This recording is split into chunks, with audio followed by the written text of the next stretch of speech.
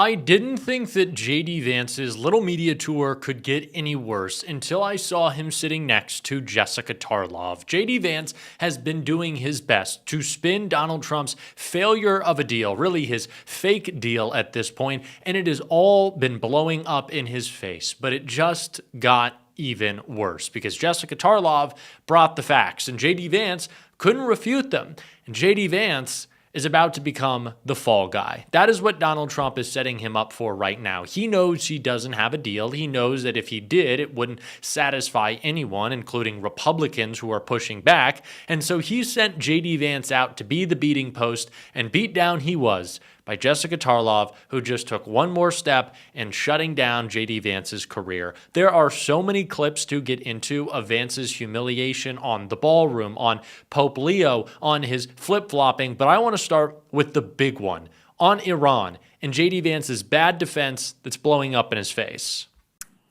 You know, there's been leaked versions of this MOU, not just in the Iranian press, in the Saudi press, the Pakistani press. The American press has gotten their hands on some details as well. You know, the Wall Street Journal has it that Iran can immediately sell oil and that they're going to get some sanctions relief right off the bat. That was something that we heard was not going to happen. So they have an incentive to get this going by Friday, and there's going to be money changing hands. In the copies of the MOU that we've seen, again, leaked, we have this $300 billion fund. And I saw you last night, you were with Sean talking about it. He said, well, it's not our money.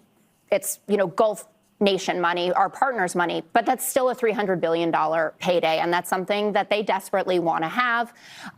The punting on the nuclear program for the 60-day negotiation, you know, that's the real tough stuff of this, right? Like, that's the meat of what we really need to get done. And you say the JCPOA, you know, didn't have anything about that. It's in the preamble of the JCPOA that Iran will cease all efforts to have a nuclear weapon and enrichment will be held at about 3%. Well, they can't enrich now because they can't get the dust, Jessica. Also, Barack Obama never buried it. Well, the vice president is here. Don't interrupt me, and then it'll be over really fast.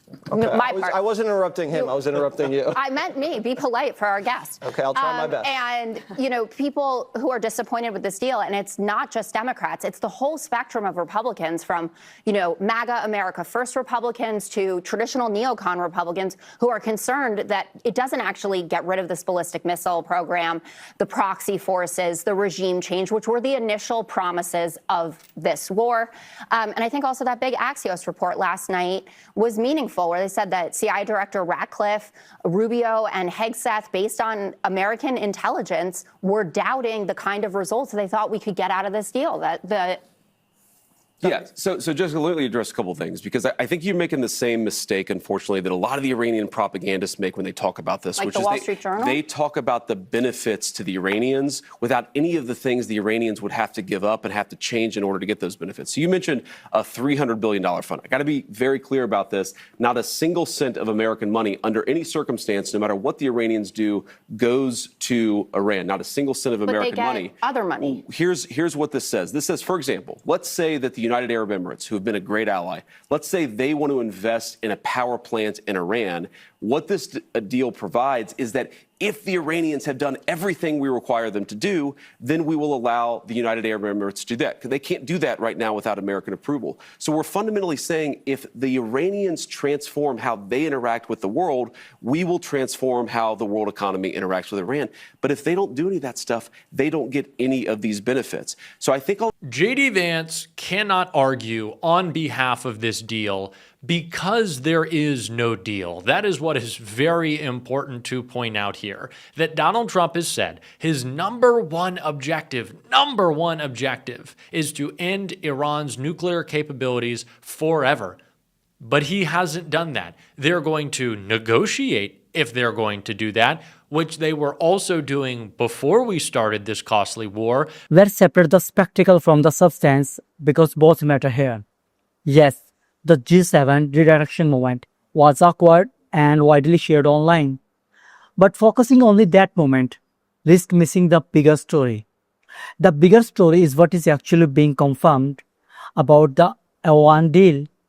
Iran will reportedly receive $100 billion in previously frozen funds, plus access to a $300 billion reconstruction fund already being implemented.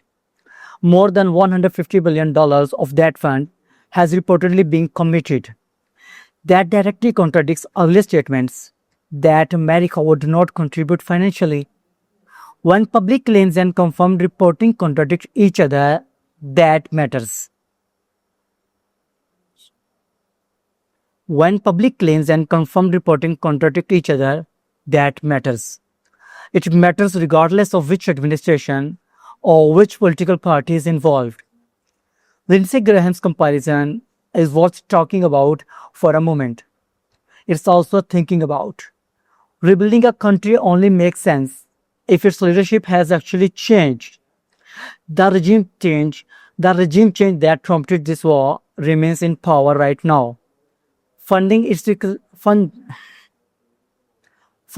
reconstruction while it remains unchanged is a legitimate policy question. Graham was not being partisan here. He was being specific and consistent. And being told he would be in trouble for skepticism is concerning. Healthy government allows lawmakers to ask difficult questions without political retaliation. Then there is a Epstein file situation, which deserves separate scrutiny. When asked directly whether the reporting was accurate, the answer remained incomplete. Some of it is true without identifying which part is not transparency. The American people deserve clear answers, not partial acknowledgements under pressure. Citing court orders as a reason flights were withheld raises questions too, especially when the same administration has reportedly ignored court orders elsewhere. Consistency matters. Legal processes cannot be respected only when convenient. None of this requires assuming the worst about every person involved. None of this requires assuming the worst about every person involved. It requires asking for clarity, accountability, and consistency from public officials. When financial commitments contradict public statements, people will deserve an explanation. When officials face pressure for asking difficult questions, that deserves attention too. When transparency promises procedure, vague answers, fair follow-up questions are necessary. Leadership in any country requires consistently aligning words with actions. Right now, several of these connections appear to be completely missing. This is not about tearing anyone down.